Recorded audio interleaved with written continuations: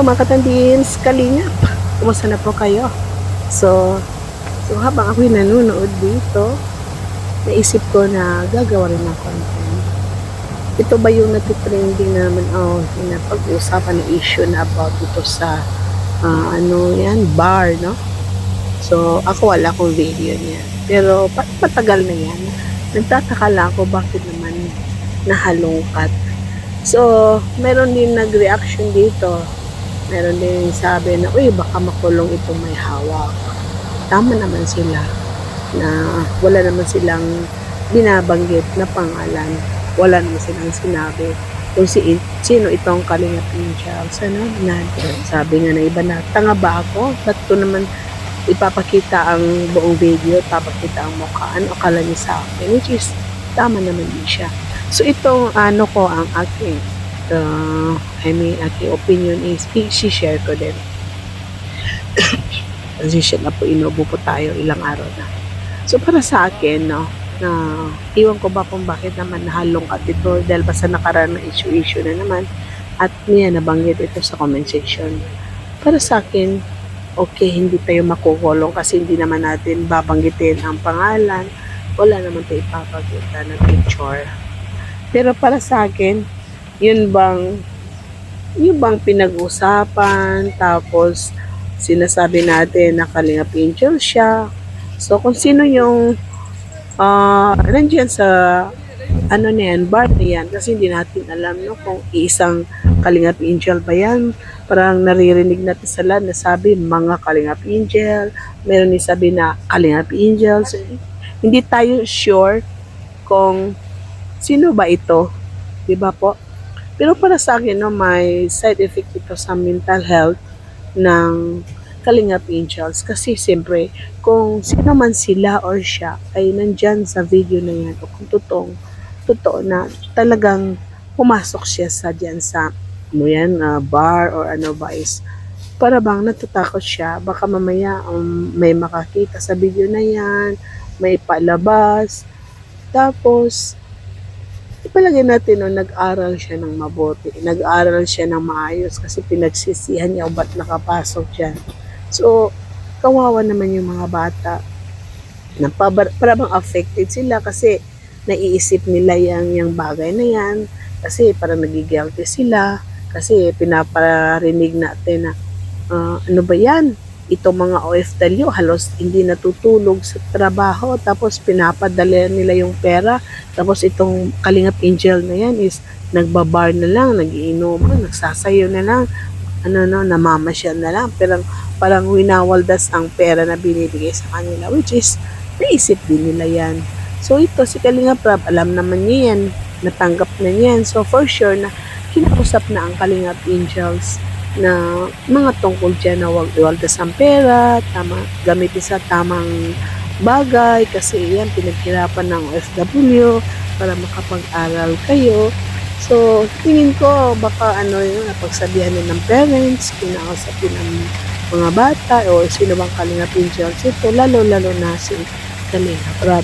So para sa akin, no, kasi matagal na yan at nahalongkat naman, pwede naman siguro pag-usapan na kasi parang hindi naman pag-inganyo, hindi naman pananakot. Pero sa pagkukontent minsan, itong mga Kalingap Angel o Kalingap Angel na pumasok dyan sa bar na yan para makipagsayawan, inuman sa mga kaibigan, is meron silang feelings na guilty, meron silang feelings na nahihiya. Tama naman, no?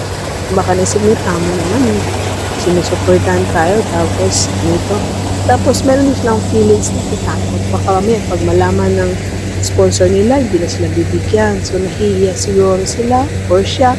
Baka malaman na pumasok siya sa bar, hindi pag-inuman sa friends is malaman. So nahihiya. So para sa akin, no, siguro may content kasi yung angel na yan, o mga angel is pag naririnig yung content na yan, may feelings nila sa takot, no? Kasira sa nila yan sa mental health nila, lalo sa pag-aaral nila. So siguro yan naririnig nila, napapag-usapan. So parang nakaturo ng liso sa kanila na huwag na ulitin kasi marami naman silang naririnig na vlog na huwag yan pag-usapan. I mean, na marami silang naririnig na vlog na yan, no, napapag-usapan. So, for sure, hindi nila ulitin. Kung ulitin naman nila, baka hindi na sila nagpapakita o ayun na nila, baka sabihan na nila yung friends na huwag ka mag-video, huwag ka mag... Kasi parang friends at ang nag-upload nito, kaya marami, may nakakita. So, para sa akin, no, mga kalingap, na, for example, hindi mo mapigilan na, iwan ko kasi, hindi ka naman siguro ata makukulong kung wala kang pinagkitang proof. Sinong tao na yan, wala kang binanggit. No? Pero, iwan ko ba kung sino ba yung narinig ko na vlog na sabi niya, kahit hindi mo binanggit ang isang tao, pero kung feeling niya siya, at parang pwede ka kasuhan. Pero, hindi ka naman niya pwede kasuhan kasi yun nga, no, marami naman tao na pumapasok sa bar na matatamaan sa ganyang bagay.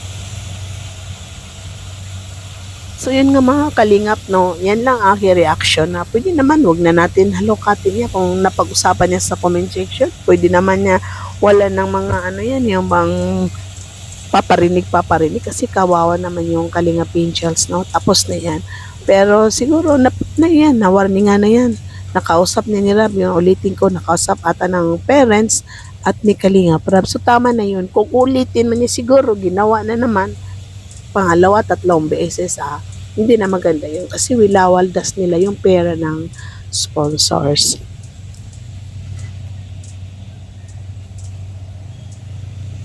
So, idugtong ko din ito sa mga sponsor, no? Naintindihan ko rin sila pag, ayun ba, no? Minsan may nasasabi sila sa comment section kasi normal din sa feelings nila yun. Kasi may mga sponsor din minsan na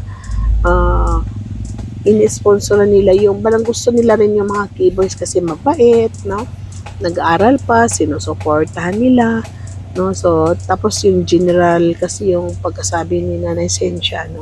Kaya ang iba parang nag-comment na about na may itulong din naman ang sponsor. So, naintindihan ko rin itong sponsor. Sa yung iba na parang nagulat sa comment ng isang sponsor about dun sa live ni Kuya Bal, intindihin natin kasi sponsor din sila, no? Nararamdaman din nila yung mga ganyan na may narinig sila. I mean, sila ng mga sponsor, may nararamdaman din sila na something, awa or ano ba. Dahil may mga minamahal din sila ng mga charity vlogger, what I mean. So, intindi rin natin dito sa mga kalingap, sa community, or sa lahat-lahat, no? Sa Jomcar, intindi rin nila si Nanay Cynthia, na sana ito, first and last ko na to ulitin, na intindihin natin itong nasabi rin na Nanay Cynthia kasi sa tingin ko meron siya pinopoint na tao about ito sa charity vlogger. Kasi sabi niya key boys, so baka may pinopoint siya, so ginawa na niya is general para hindi na ma-hurt yung isa. So yan nga, no, alam natin na may mga babait naman na key boys, meron din sa mga pasaway, no, mga bitis na bibidyohan si Carla, nadadaanan ng camera si Carla. Minsan nagla-live, pinaparinig ang voice, dinadaan. So, ewan ko ba. So, yun na lang, no? Supportahan na natin ang bawat isa.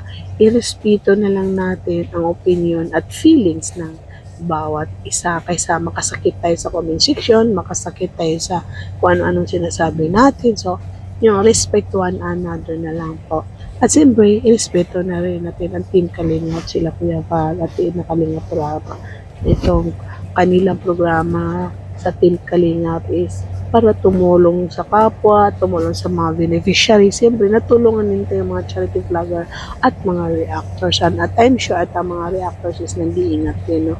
Kanya-kanya din sila mga opinion, idea. Kaya yun, di nagkakasundo minsan kasi yung isa sabi niya, bakit ang ingay-ingay mo? Yung isa naman, bakit ganyan? Kasi pinanganak po tayo na magkakaibang ating ugali, magkakaibang ating opinion at idea. So, sana nag-enjoy kayo habang nagsasalita tayo, habang nanonood ditong harvest nila ng itong mais. So, thank you for watching. God bless you. At tapusin niyo po ang video na ito habang nanonood tayo ng ito sa Bisaya Sanggi, sa English harvest, corn harvest. Thank you for watching and God bless you all. Bye for now. And keep watching. Tapusin ko din yung video. God bless everyone.